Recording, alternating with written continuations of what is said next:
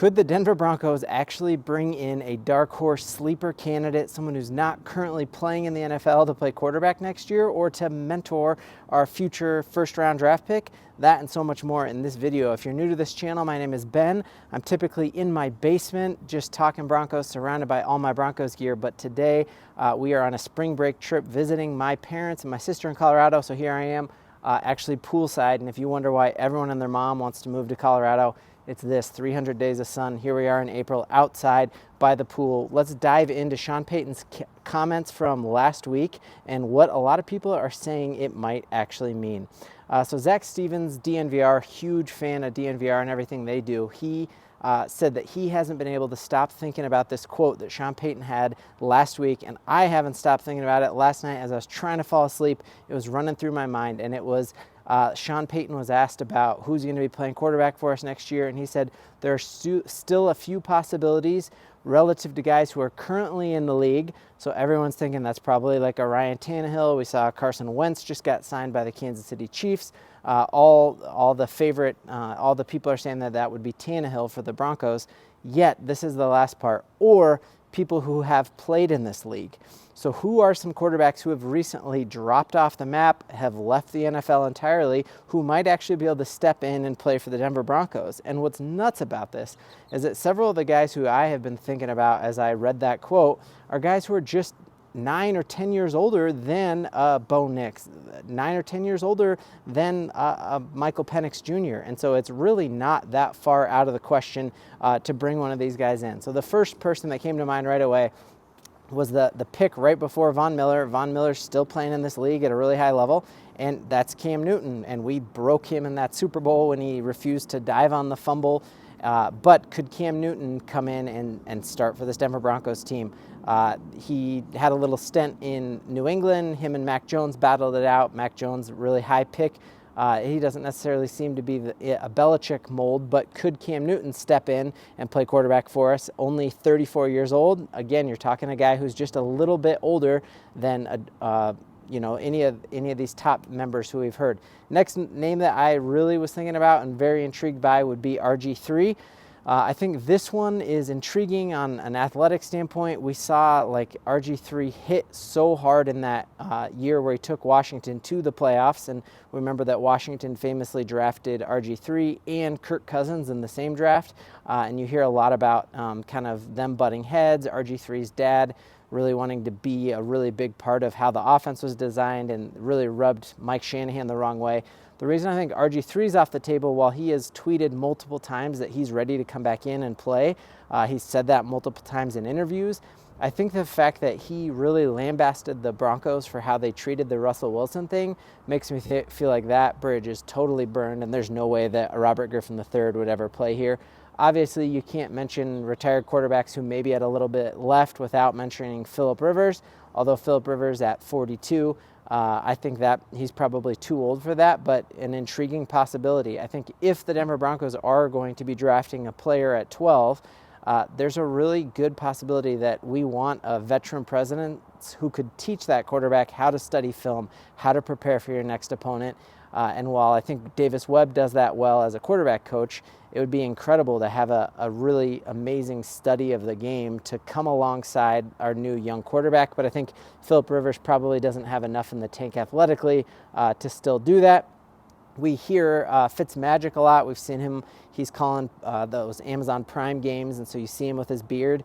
Still looks like he could be in shape, and he's just your ultimate journeyman quarterback who has definitely could teach another young quarterback how to study the game. But again, I think at 41, that's probably a little too old. The name everyone is saying is Drew Brees. We've seen Sean Payton just continue to go back to the Saints well and take players from there, even just with our most recent pickup of Throckmorton. You see Sean Payton wants to go back to what worked. Could Drew Brees come in and teach a young quarterback? I think one of the reasons I would say Drew Brees is off the table is just 45 is just probably way, way too old for that to happen. And we even just saw Drew Brees' last few years with Sean Payton. He didn't have the zip on the ball and the command of that full repertoire of Sean Payton's route trees. He could not get the ball where it needed to go. I do love his ability to teach a young quarterback. This is, again, we're having one of the richest owners in sports. Could we hire him as like a quarterback consultant to essentially act as if he is a player and study with whoever we do draft. But I think at 45, he's too old for that to happen. The name that I would just be over the moon excited about, and I haven't read this from any legitimate sources, but it's just the name that I haven't stopped thinking about, is Andrew Luck. Just 9 years older than Bo Nix. He's got a lot of playing left in that body if he decides to. I also think there was a while after he did that surprise retirement during the preseason game where he went 0 dark 30 and you didn't hear from him for a long, long time.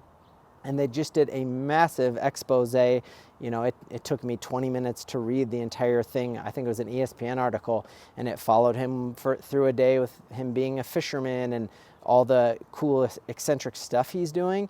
I would just be over the moon excited. Like, I would jump in that unheated pool behind me, because if Andrew Luck, for whatever reason, would come out of retirement, could you imagine how exciting that would be? And I think part of the reason, if you read that full expose for why he retired, was just the Colts. The Colts organization really was in shambles. That from the top down, we've talked on this channel how important it is to have your leadership and your ownership group buttoned up.